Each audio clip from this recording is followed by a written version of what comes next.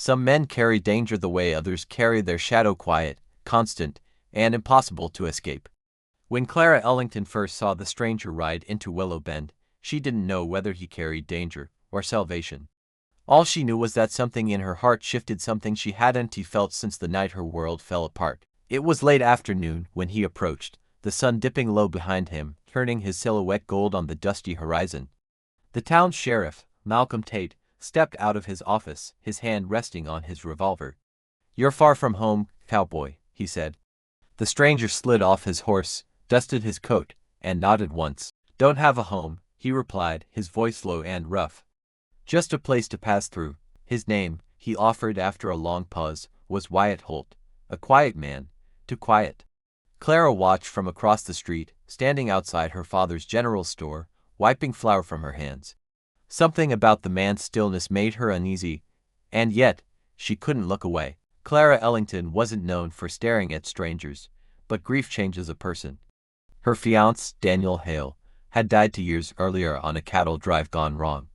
They found his horse, but they never found him. And in those 2 years, Clara had buried her hope right along with him, until the stranger rode in. Wyatt entered the store near sundown. Clara pretended to arrange canned peaches just to keep her trembling hands busy. He approached the counter slowly, almost cautiously. "Ma'am," he greeted softly. His voice held weight, like someone who'd spoken too many last words. "What can I get for you?" she asked. He placed a small list on the counter: bandages, jerky, coffee beans, and a new pair of gloves. Clara glanced up. Long ride ahead. Wyatt didn't answer immediately. His eyes traced the shelves, the windows, the people passing by outside, as if he was always checking for exits. Then he met her gaze. "I don't stay in the same town long." She should have left the conversation at that.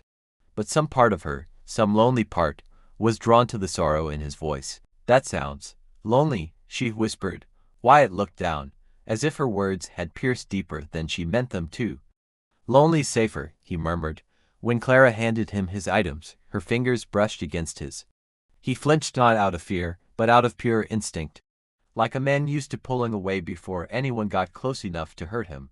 He cleared his throat. "Listen," he began. "You seem kind, too kind, so let me say this straight." Clara blinked, confused. "You shouldn't trust me." Those were his exact words. Quiet, heavy, final. But when a man warns you not to trust him, it only makes you wonder why. Wyatt rented a room at the old boarding house, one run by a widow who'd lived in Willow Bend longer than anyone could remember. The widow told Clara later, in a hushed whisper, that man's carrying ghosts on his shoulders. And maybe something worse. Clara knew she should have kept her distance. But that night, she found herself staring out her window, watching the faint orange glow of the boarding house lamp, wondering what secrets rested behind the stranger's door. Around midnight, Clara sat up in bed to a sound she hadn't heard in years, a man screaming in his sleep. A tortured, raw sound. She threw on her shawl and rushed outside into the cold. Several townsfolk were already stepping onto their porches, murmuring nervously. The screams were coming from Wyatt Holt's room. Sheriff Malcolm arrived moments later, banging loudly on the door. "Wyatt, you all right in there?" "Open up." Silence followed, then footsteps. Wyatt opened the door, sweat dripping from his face, his breath shaking. The sheriff stared him down. "You bringing trouble into my town?" Malcolm asked. Wyatt didn't answer. He couldn't answer. His eyes held the haunted look of someone who'd seen too much and survived too little. Clara stepped forward before she even realized what she was doing. "Sheriff, let him be," she said softly. "He's hurting." Malcolm scoffed, tipping his hat. "And you think pain keeps a man from bringing danger?" Wyatt's gaze rose to meet Clara's, tired, ashamed, and grateful, all at once. He whispered one sentence: "I told you not to trust me." But Clara didn't step back, not this time. By morning, rumors spread faster than wildfire. Some said Wyatt was an outlaw. Others swore they recognized his face from a wanted poster. A few believed he was a former soldier, one who carried too many battles in his head. But no one knew the truth, not yet. Clara delivered fresh biscuits to the boarding house, claiming they were extras. But Wyatt saw through the lie immediately. "You shouldn't be here," he told her. His voice was firm, but his eyes were pleading. "I just wanted to check on you," she replied. "Don't." His jaw clenched. "Don't care about me. Don't get close. It never ends well." Clara lowered her gaze. Maybe I'm not afraid of endings, she whispered.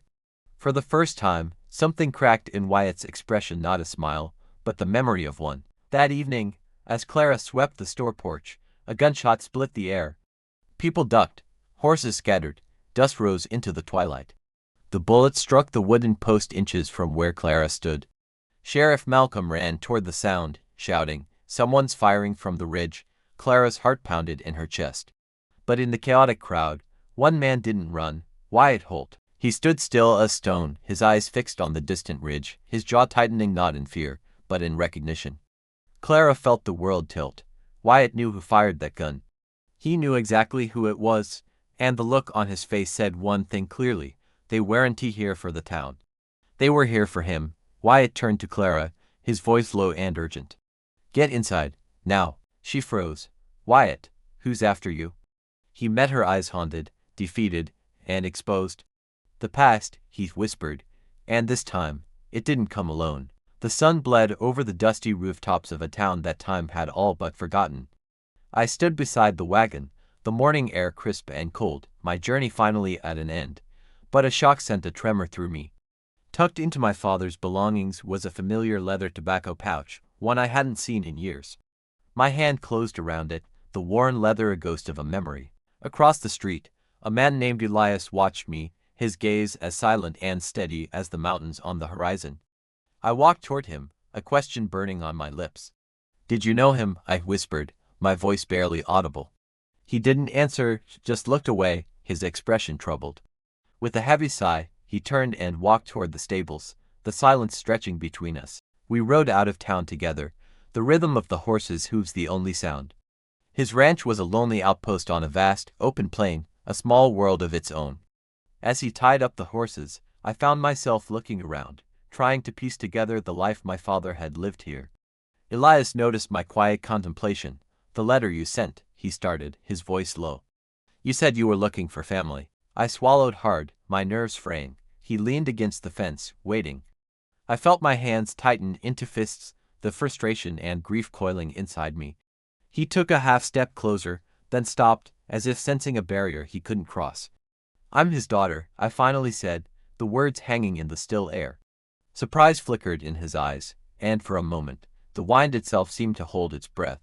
"I see his fire in you," he said softly. That was all the opening I needed. "Then help me," I demanded. "Help me clear his name." Elias's expression hardened. "Be careful what you wish for," he warned. "The truth has teeth." Just then, a sharp whistle cut through the air. A rider was approaching, fast.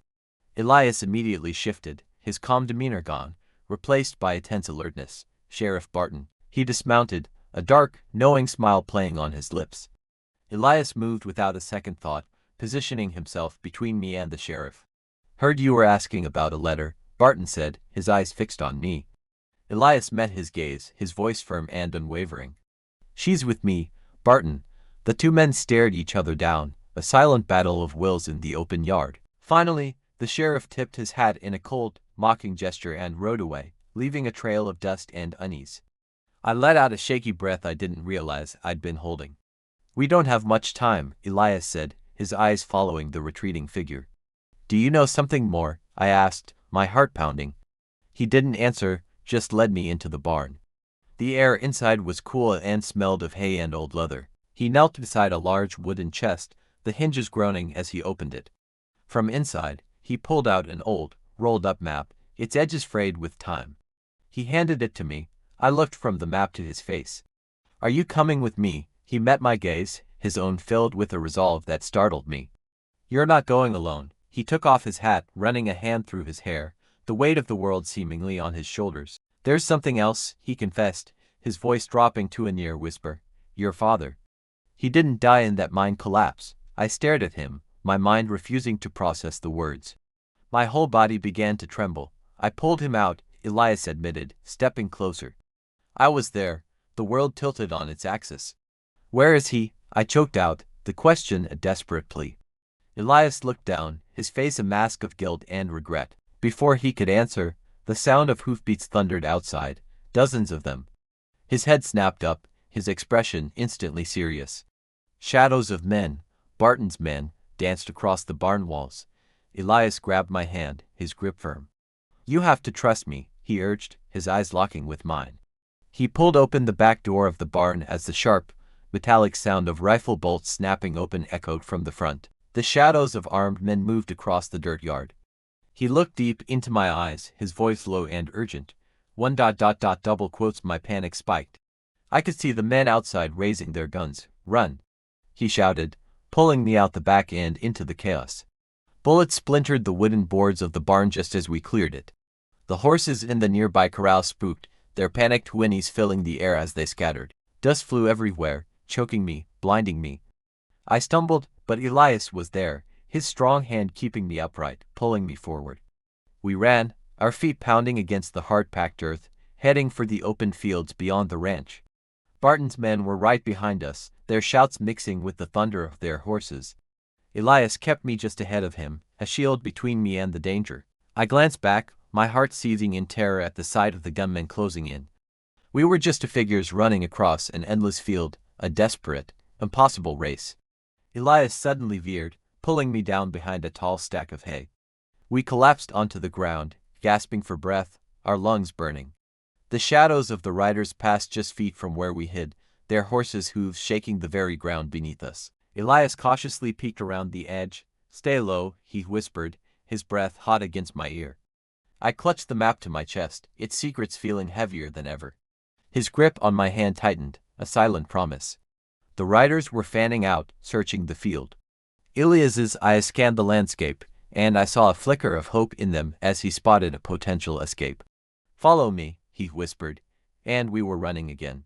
We sprinted toward a distant canyon, our only hope of escape. "They see us," I heard a shout from behind. The gunmen wheeled their horses, turning to give chase. Elias pushed me forward, urging me to run faster. The edge of the canyon loomed closer, a jagged scar in the earth. He didn't hesitate, helping me scramble down the treacherous rock face. We had just reached a small ledge when the riders thundered to a halt on the cliff top directly above us, a cloud of dust billowing around them. I pressed myself against the cold rock wall as Elias shielded me with his own body. We could hear them searching from above, their voices echoing in the canyon. Elias leaned in close, his whisper a stark reminder of our reality. We're not safe yet. Thanks for watching, and be sure to subscribe for the next chapter of this story. The first rays of dawn painted the canyon walls in hues of gold and amber. Elias moved with a quiet confidence, his eyes scanning the rocky path ahead, making sure every step was safe. Nearby, Elena began to stir from a restless sleep, the chill of the morning air clinging to her. She woke slowly, her fingers tracing the worn creases of an old map she held tightly, a relic from a life she barely remembered. Elias's voice, low and urgent, broke the silence.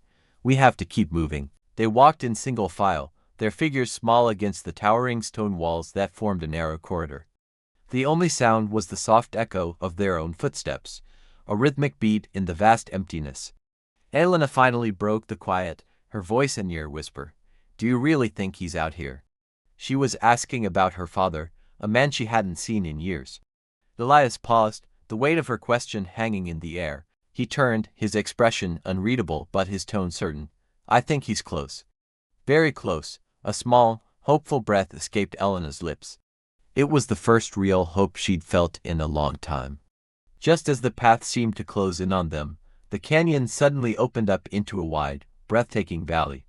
A flock of birds soared across the brilliant blue sky, their freedom a stark contrast to the tension Elena felt. Elias stood still, his gaze sweeping across the landscape, taking in every detail. Elena looked from the valley back to the letter she clutched in her hand. "Why is this letter so important?" she asked, the paper crinkling under her grip. Elias met her gaze. "Because it protects this land." "Our land?" Elena looked surprised. "But I thought my father was just a miner." Elias shook his head gently. "He was more than that, Elena. He saved a lot of people. More than you know." The pieces were slowly starting to fit together, and Elena began to understand the true weight of their journey. They set off again, following a barely their trail that led toward an old, abandoned mine. A weathered wooden sign, tilted and faded, marked the entrance. As they drew closer, Elias put a hand on her arm. "Whatever we find in there, stay calm." A soft, flickering glow emanated from deep within the cave, a single point of light in the darkness. They entered the mine, their movements slow and silent. The old wooden support beams groaned under the weight of the earth above them, the sound echoing through the damp air. Elena's heart pounded in her chest. She called out his name, her voice trembling, almost swallowed by the silence. "Father," for a moment, there was nothing. Then, a faint voice answered from the depths. It was weak, but it was his. Elena's eyes widened, a wave of relief and disbelief washing over her. She looked at Elias, who gave her a single, encouraging nod. She moved forward, drawn toward the sound of that familiar voice, and there he was. Her father, injured but alive, lying on a makeshift bed of blankets. Elena fell to her knees beside him, her hand reaching out to gently touch his face, as if to confirm he was real. He whispered her name, his voice raspy with disuse. It was a moment suspended in time, a reunion she had only dreamed of. Elias watched from the entrance, giving them their space. After a few moments, her father began to explain what had happened, his words piecing together the mystery of his disappearance. He then handed Elena a small, wooden box. Inside, she found a stack of papers, documents that held the secret Elias had spoken of. Suddenly, Elias's head snapped up. He'd heard something distant, footsteps, growing closer. He hurried back to them, his voice low and urgent. "We have visitors." Elena's brief moment of peace shattered, and fear crept back in. "We need to get to a safer place," her father said, his voice gaining a bit of strength. Elias moved quickly, helping him to his feet just as dark shadows flickered near the cave entrance. The lantern on the ground trembled as the newcomers approached. "This way," Elias whispered, guiding them toward a hidden back exit. Voices shouted from the main entrance, calling out their names. Elena grabbed Elias's arm, her knuckles white. Elias pulled down a rope ladder hidden in a narrow vertical tunnel. "Up," he commanded. The three of them began to climb, the echoes of the pursuing voices growing louder from below. Elena scrambled up faster, adrenaline coursing through her. Elias stayed below her, supporting her father, who was struggling with the climb. Finally, the dark tunnel opened up to the bright glare of sunlight. They scrambled out onto a narrow ledge high above the valley floor. Far below, they could see the figures of the people who had been chasing them. Elias led them along a treacherous path that wound its way along the cliff face. At one point, Elena's foot slipped on loose gravel. She gasped, but Elias's hand shot out, catching her before she could fall. Her father was breathing heavily, the escape taking its toll. The shouts from below grew more distant, but now new voices echoed from further up the ridge. They were being cornered. Elias pointed toward the silver ribbon of a river glinting in the distance. "There. We head for the river." They scrambled down the rocky slope, the shouts of their pursuers bouncing off the canyon walls. The men were closing in, moving around the ridge to cut them off. Elias moved protectively in front of Elena and her father, shielding them as they hurried toward the riverbank. They finally reached the water's edge, where Elias spotted an old, forgotten raft tied to a tree. Working together, they pushed it into the water just as their pursuers appeared on the cliff directly above them. The raft caught the current and drifted out into the river, the water splashing against its sides. Elias grabbed the single oar and began to row with a calm, steady rhythm. Elena held her father close, trying to shield him from the cold spray. The river carried them swiftly, and as they rounded a sharp bend, the cliff and the men standing on it disappeared from view. They were safe, for now. The raft eventually drifted into a quiet, secluded cove. A short distance from the bank stood an old, ramshackle cabin. They went inside, the small space offering a welcome refuge. Elias immediately checked on Elena's father, tending to his injuries. Once he was resting, her father looked at Elena, his eyes full of a story he had held for too long. He told her the final truth, the real reason he had to disappear, the sacrifices he made to protect not just their land, but their family. The truth was overwhelming, and Elena felt tears streaming down her face. Elias placed a comforting hand on her shoulder. Her father reached out and took her hand, a gentle smile on his face. "I am so proud of you, Elena," he whispered. Then, his eyes closed, and he rested peacefully. Elena cried silently, a mix of sorrow and gratitude washing over her. Elias stayed by her side, offering a quiet, steady presence. As the sun began to set, casting a warm, golden light over the landscape, Elena walked to the riverbank. The water flowed on, indifferent to their struggle, yet it had carried them to safety. She looked out at the horizon, her heart heavy but full of a new kind of strength. The journey was far from over, but for the first time, she felt a flicker of real hope for the future. Thanks for watching. If you enjoyed this story, don't forget to like and subscribe for more adventures.